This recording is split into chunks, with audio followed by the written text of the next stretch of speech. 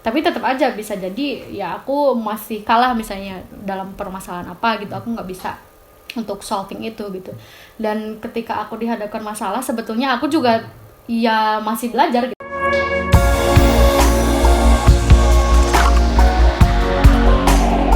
Sekarang mau nyanyi gak nih? Lihat aja ya di sini. Kirain mau nyanyi teman-teman, kita tunggu Apa nanti. itu ya apa nanti di belakang. Nanti lah ya. Apa ya, selain nyanyi sih aku kan tadi udah ya nonton, nyanyi. Oh sama sekarang nih aku lagi sering-seringnya ikutan volunteer sih sebenarnya. Apa nih yang belakangan diikut? Aku udah beberapa kali lokal sih sebenarnya volunteer di NGO gitu, kayak kemarin ikutan tentang Be The Better platform, itu lebih ke kayak ngusahain buat ningkatin awareness tentang gimana kita ngejaga alam gitu ya sekarang. Enggak, maksudnya lebih ke ini postingan. Platform sama ya kan, kita fokusnya lebih ke postingan kita yang bermanfaat kayak gimana, terus mencegah bullying di cyberbullying gimana gitu sih. Terus ikutan Be The Better Me juga, itu lebih ke ini sih, self empowerment soalnya. Kayak gitu sih sebenarnya, lebih ke lokal karena ya sebenarnya awalnya dari kayak aduh ngisi apa ya waktu luang yang bisa aku lakuin biar lebih bermanfaat. Atau mungkin teman-teman yang sekarang mungkin aduh aku gabut nih, bingung, boleh nih ya, ikutan kayak volunteer kayak gitu. Banyak kok kayak NGO atau di IG, mungkin kalau yang sering buka IG banyak tuh. Dan biasanya Teresa, kalau misalkan ketika kita punya kebiasaan, hobi, itu ada rasa kurang pede ya. Gimana kalau Teresa itu buat ngatasinnya gitu? Biasa kan suka cover lagu gitu kan. Pasti kan ada aja lah gitu ya peribahasanya. Padahal itu kan sebuah talent gitu ya. Talent kita gitu ya untuk merepresentasikan diri, dan ada aja orang yang gak pede dengan kebiasaannya gitu. Menurut Teresa gimana cara ngatasinnya? Sebetulnya kata aku ketidakpedean atau insecure itu ya wajar-wajar aja sih, karena kan kadang kita seringnya membandingkan diri dengan orang lain ya. Tapi kalau aku pribadi sebetulnya jarang merasa tidak pede sih. Apa kepedean? Enggak. Tapi kayak udah ngalir aja biasa aja gitu ya. Biasa aja gitu. Ya aku gitu. Ya memang harus dilatih sebetulnya, karena aku juga pernah ngalamin di situasi dimana aku ngerasa bener-bener ya apa sih aku tuh apa gitu, esensi aku tuh apa gitu ya. Tapi semakin mungkin mendewasa ya, jadi lebih ke kayak ya udah. Dan mungkin itu dialami semua orang lah ya. Iya. Apalagi di zaman sosmed ini, dan itu termasuk ketika kita memposting hal-hal positif, itu menjadi nilai plus juga buat kita, branding kita juga gitu kan. Bukan buat diri kita sendiri, bahkan bisa menyebar manfaat buat orang lain gitu. Dan ketika kita main sosmed gitu ya, dan ada hal-hal yang memang dikatakan tanda kutip hoax gitu. Nah, Teresa gimana ngadepinnya kalau misalkan kita kan bicara sosmed tadi ya. Cara ngadepinnya gimana sekarang ini ya? Secara gitu ya, sekarang ini kita banyak online gitu ya. Isu-isu pun segala macam lah ya. Segala macam lah ya dari kedua belah pihak ya. Dan itu gimana caranya? Aku sih bersyukurnya, salah satu yang bikin aku bersyukur jurusan aku biologi ya. Karena di biologi aku ngerasa aku diajarkan banget untuk bersifat skeptis. Jadi maksudnya gak gampang percaya dengan sesuatu. Ketika misalnya kita penelitian nih, jangan kayak cuma lihat data dari satu data langsung kita percaya, langsung justifikasi semuanya begitu. Enggak. Jadi memang harus kita riset sebanyak mungkin. Nah, gitu kan. Jadi untungnya aku kalau misalnya ada hoax atau berita-berita yang kayak gitu, aku cari sedetail mungkin, sebanyak mungkin data yang bisa aku tangkap gitu. Nanti baru bisa aku nilai sendiri nih mana sih yang benar dan yang salah gitu. Jadi memang ya itu sih intinya, jangan gampang langsung percaya gitu ya. Iya, langsung misalnya dari berita satu langsung misalnya si A tuh bla bla bla bla, jangan gitu. Apalagi grup keluarga ya. Apalagi itu rentan banget kan ya. Tiap pagi loh teman-teman. Berita ini di share.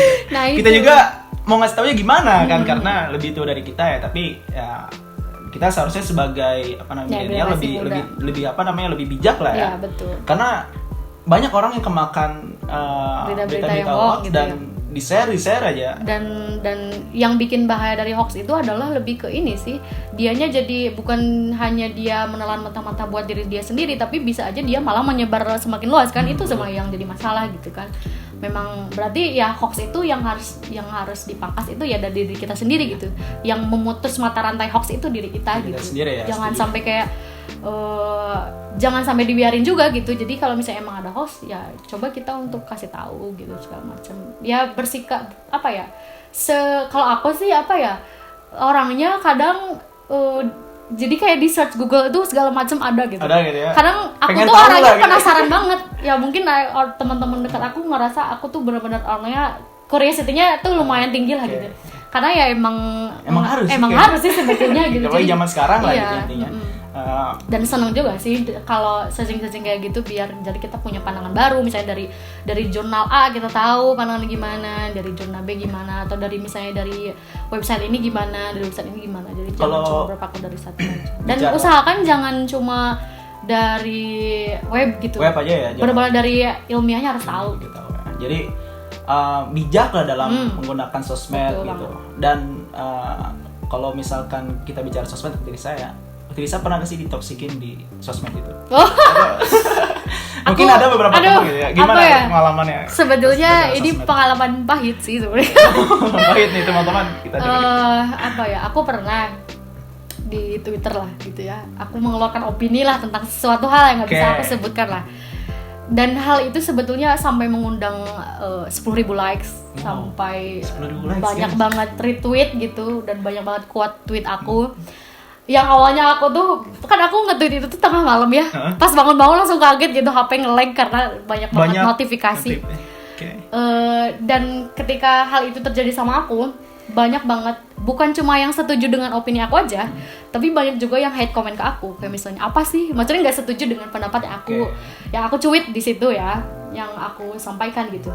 Dari situ karena aku jujur ngerasa down banget, karena ya siapa yang nggak down gitu ngelihat hate comment sebegitu. Aku langsung mikir ya ampun, aku cuma segini aja tuh ya begini gitu, apalagi artis-artis atau misalnya public figure yang lainnya gitu, yang benar-benar kehidupan mereka benar-benar diplikasi gitu ya, dilihat sama orang lain gitu. Aku cuma menyampaikan opini waktu itu langsung disebutkan gitu, tapi aku langsung belajar sih dari situ. Maksudnya kayak ya selalu ada aja hitam dan putih dan segala macam di dunia walaupun ini gitu. Opini itu hak kita. Iya, betul. Tapi ada aja orang yang memang berseberangan dengan kita. Dan harus apa ya? Harus belajar untuk toleransi hal itu sih. Jangan sampai menganggap 100% pendapat kita itu benar, enggak. Dan mereka pun wajar komen kita ya, karena kita mau publisnya gitu. Kecuali kita tulis di buku, jadi diary kita, itu beda ceritanya. Betul, beda ceritanya. Meskipun banyak yang dukung, misalnya banyak setuju, tapi yang ngelihat yang jelek-jeleknya ya kita harus benar-benar filter juga sih, maksudnya. Belajar juga sih dari situ, jadi lebih ke bijak banget buat menyampaikan opini, mana yang harus disimpan sendiri, mana yang enggak, terus ke mana yang apa ya? Mana yang harus dilihat komennya, mana yang enggak, karena memang ya itu balik lagi ke diri kita sendiri. Kalau nggak kuat ngelihatnya, aduh itu lumayan. Dan sih. Itu 10.000 likes. Iya, lumayan sih. Gimana rasanya dapat 10 likes? Lumayan kaget. Karena biasanya yang enggak segitu lah. Enggak segitu lah ya. Paling juga kalau saya sih paling 5. Iya, bukan sama lah. Iya, pernah gitu. Di Twitter ya gitulah ya. Iya. Apalagi nyebar, apalagi di-retweet sama orang lain, dan itu beda sama IG. Kalau IG kan mungkin cuma hanya postingan kita dan yang follow kita mungkin ya. Tapi kalau retweet kan beda teman-teman, dia bakalan terus-terusan kalau di retweet. Harus 10.000 loh. Nah, iya. Lumayan itu gitu. Notifnya di mana-mana itu. Iya, HP nge-lag. Dan itu semakin membuat kita mungkin lebih dewasa dalam. Itu juga yang aku pelajari dari volunteering aku yang kemarin aku lakuin sih. Dan kita pun kadang caps lock. Ya. Itu pun bisa menyakiti orang lain. Dan gimana cara itunya, supaya kita tuh ngetik nih, kita ngetik tidak gitu. Menyakiti orang lain gitu. Sebenarnya gimana sih itu? Kalau sebetulnya masalah menyakiti hati orang lain dan tidak itu di luar kuasa kita. Jadi misalnya kita ngetik ya bisa aja kita ya yang kita anggap biasa-biasa aja gitu di orang lain ya ini. Makanya dan kita pun nggak bisa 100% memuaskan orang lain juga kan. Gitu. Tapi sebisa mungkin kita memposisikan kita jadi pembaca. Misalnya kita mau nge-send SMS lah gitu, atau misalnya WhatsApp ke seseorang, kita lihat dulu, posisikan diri kita sebagai yang pembacanya gitu. Apakah kita akan sakit hati dengan hal itu atau enggak gitu. Jadi memang hal sesimpel itu mungkin yang kadang jadi di circle pertemanan bahkan ini gitu kan. Toxic gitu mungkin awal dari situ ya. Memang ini sih sebisa mungkin gitu, jangan kita jadi pembaca, jangan sampai merasa dunia kita itu milik kita sendiri gitu. Dan itu kalau misalkan udah merasa sosmed itu udah bebas milik kita, bakalan banyak orang-orang yang apa namanya just kita diri kita tuh apa egois, sih apa gitu sih ya. gitu ya. Dan kita juga mencoba bijak lah ya, betul. walaupun kita, meskipun kayak yang tadi yang kata Egi bilang, meskipun opini kita itu 100% milik kita, tapi kan ketika dipublikasi ya tentu jadinya beda lagi kan. Itu dan itu menjadi konsumsi orang lain kan, karena kita post gitu ya. Teman-teman jadi mulai sekarang bijak dalam bersosmed gitu ya. Tirisa, sebenarnya dalam hidup ini memang apa namanya permasalahan-permasalahan itu ada terus ya. Terus. Oke. Selalu Kalau Tirisa gimana caranya untuk menghadapi masalah dalam hidup gitu ya? Secara kita ini pengurus di Mahat, urusan pasti banyak kan? Di kuliah dulu pasti banyak kan masalah teman-teman lah, masalah keluarga maupun kuliah. Nah, Tirisa gimana nanganinnya? Secara udah lebih hampir 4 tahun lah gitu ya. Sebetulnya apa ya?